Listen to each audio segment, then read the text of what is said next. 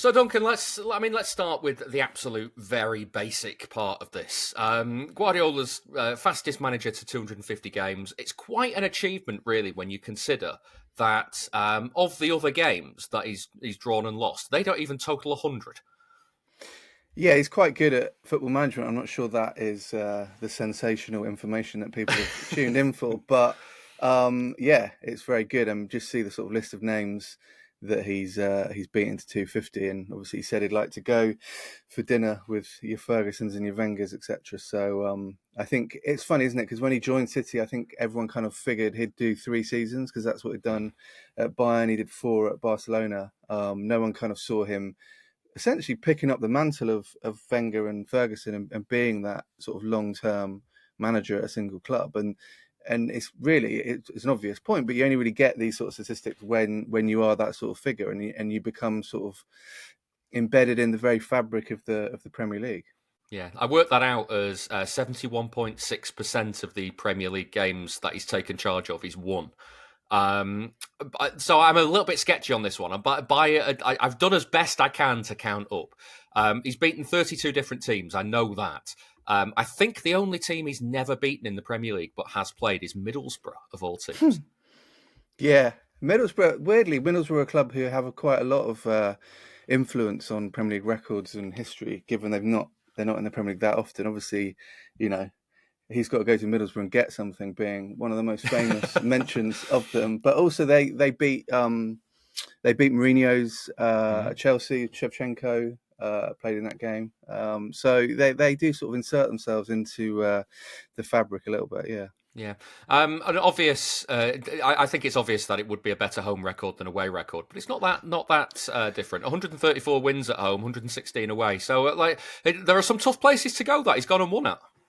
Yeah, yeah. I mean, I think there's been certain seasons. Maybe it's classic football, isn't it? Like recency bias. Obviously, City weren't brilliant last season, so I think the pure sort of aura that they had in the sort of 4 in a row era has dissipated a little bit. But there was a spell where City would just go and win. They've obviously won 18 in a row between August 2017 and December 2017, which is the longest winning streak. And yeah, the away wins were ticked up just as fast as the home wins, pretty much. I mean, what I find interesting as well is, people, if you say Guardiola, everyone knows that his first season was a bit of a slow start.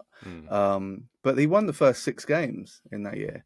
And I think if you remember, everyone was kind of like, well, he's cracked it. City going to win every game. That's It's it. funny, you watch that team and how that team played back then. It's nothing like it. It's so on a level below what City have been achieving in recent years. Yeah, and I think Guardiola at the time was like, look, listen, I've not done much yet. This is not my team, and I don't expect us to win every week. And everyone's like, yeah, we've seen what you've done at Barcelona and Bayern. It's over, but it wasn't. So, but obviously that led to him building probably the best team the Premier League's ever seen. So fair enough. Yeah. Yeah, just looking at kind of stadiums as well, and you say last season they had a bit of a downturn in form. I mean, if you look at the period between kind of October and January, there's a bit of an understatement what happened. But they last season's basically put paid to a few unbeaten records. He's got 13 stadiums that he's never lost at. There's a lot that he's only been to once, like Stadium of Light, Cardiff City Stadium, Kenilworth Road, that sort of thing. Craven Cottage and Vicarage Road stand out as 5 out of 5s for him. But there's an interesting one in there, in that given City's record against Spurs, away to Spurs at Wembley, he's 2 out of 2. But everywhere else, he's lost. Yeah, it's funny, isn't it? That whole Spurs at Wembley era is just. I mean, it sort of coincided a bit with just before COVID as well. So it's all very. I think it's people can't even envisage it in their heads properly. I remember Manchester United winning there under Solskjaer, and it was again like a really unusual performance from them at the time. So yeah, it's fair enough. I mean, obviously Craven Cottage. It feels like City. They often seem to play there quite late on in the season as well, and it's often quite. It's always really sunny, yeah.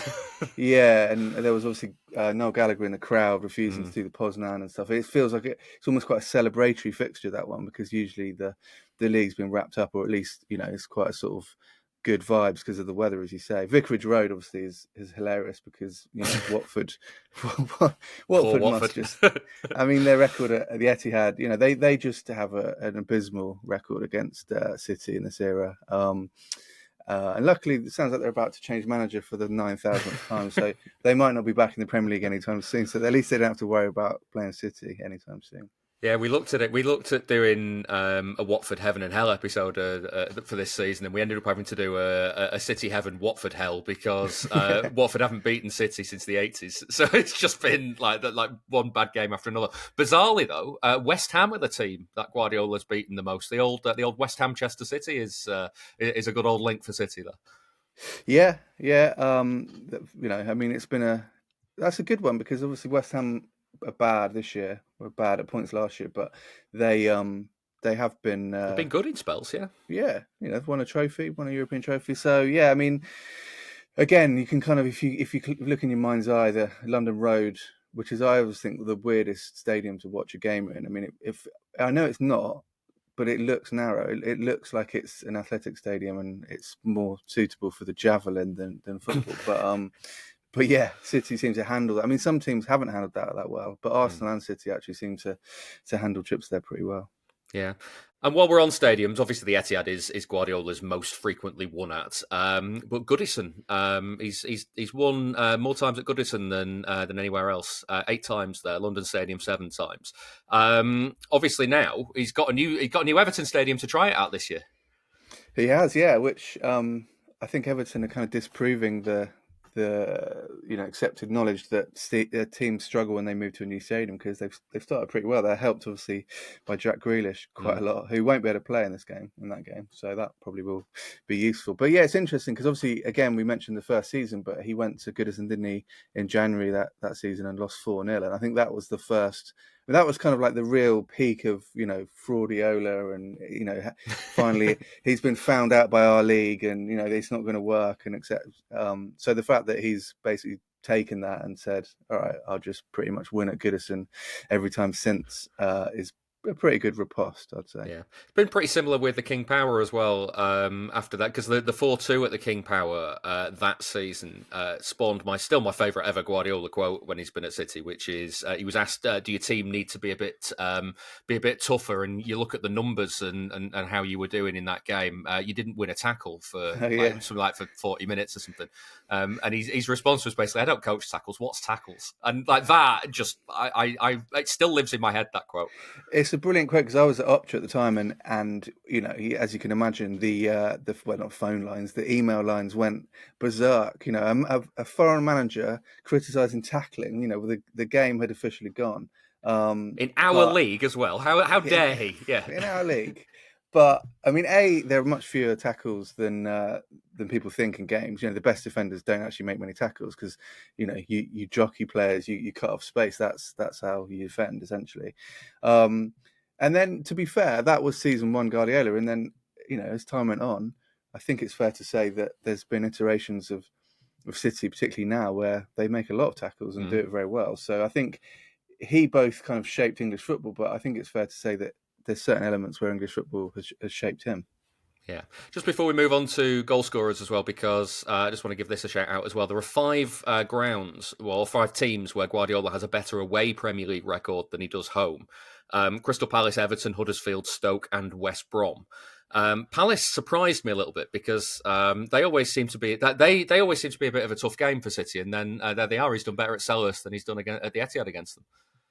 Yeah, I think maybe that's because remember in the All or Nothing series where they had to try and inject some drama into a season where City were going to win the league by about 2,000 points, and they had the sort of we've got to go away to Palace, and then obviously drop points in that game, and it was kind of framed by the producers as a disaster when it probably wasn't. But yeah, I mean, Selhurst Park is if you can get a decent record there, as we saw with Liverpool the other week, it isn't an easy place to go, particularly these days. Yeah. Scorers then, in 27 of those games of Guardiola's wins, there's been a hat-trick. There's been a hat-trick in 1 in 10 of Guardiola's Premier League wins. Actually 28 hat-tricks because Foden and Haaland scored 1 each in one of the Manchester derbies. So you can guarantee that 1 in 10 games you're going to get a hat-trick in a Guardiola win.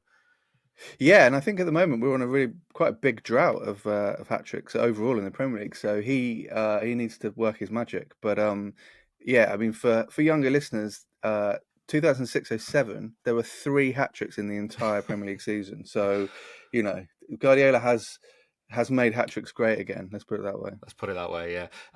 In 13 of his 250 wins, City have been losing at half time. There's one journalist who used to revel in City being down, certainly away from home at half time, because the stat was always City have not won a Premier League game when losing at half time away from home since about 1993 or whatever it was.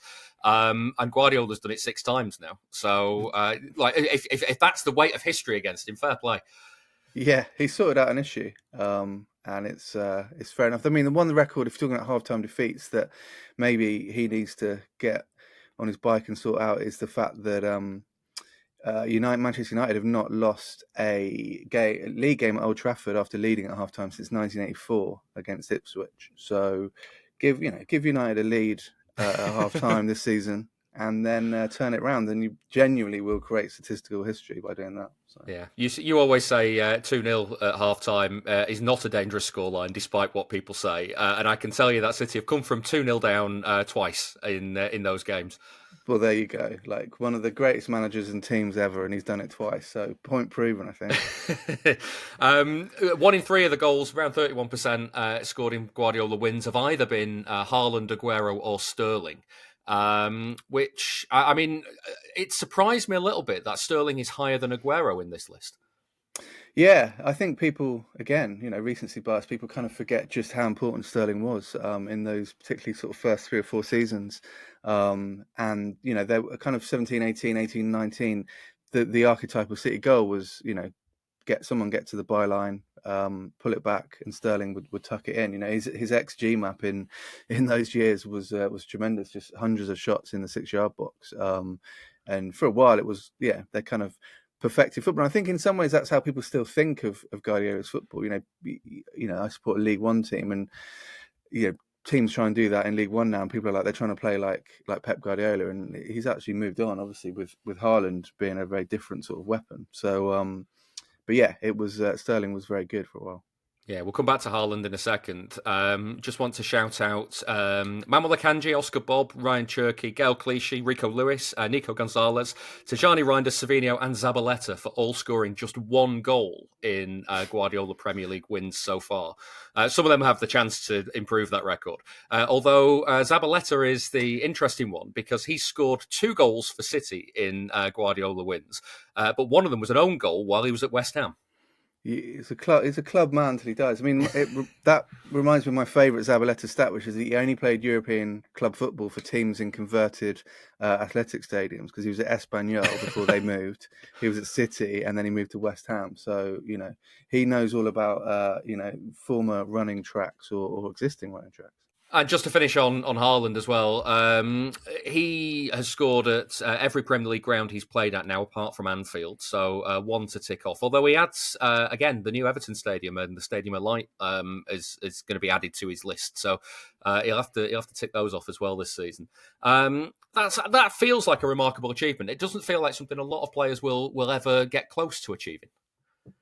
No, I mean, if you look at the list of players who've done that, it's, come close. It's, your Thierry Henrys, your Alan Shearers, people like that. So, I mean, to be honest, Haaland's whole career was just a series of, he is the first person to do this and do this and do this. So, I mean, it's funny because I think sometimes my old pals at Opta have to, they have to each week go, oh, we need a new angle on Haaland, and he generally provides. But I guess just to bring it round to the present day, I mean, I think the win at Brentford the other day was, with a goal that maybe we haven't seen from him too much, the sort of style of goal, the sort of goal we saw him score maybe more before he joined City. So, and I think that is kind of to finish on a Guardiola note, that is kind of his genius, isn't it? A bit like with someone like Ferguson, is he can keep reinventing his team. He can keep finding different ways to beat the opposition. And that's essentially how you get to such a big win total.